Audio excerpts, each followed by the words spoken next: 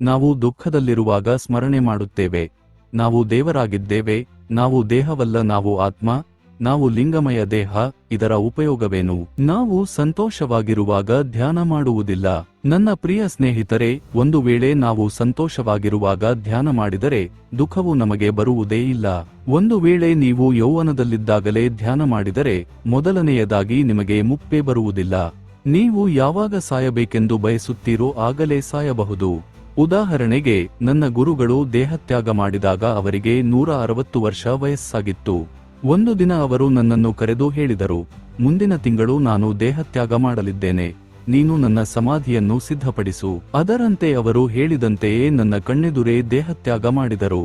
ನೀವು ಯಾವಾಗ ಬೇಕಾದರೂ ನಿಮ್ಮ ದೇಹವನ್ನು ಬಿಡಬಹುದು. ಅದೇ ಧ್ಯಾನದ ಶಕ್ತಿ.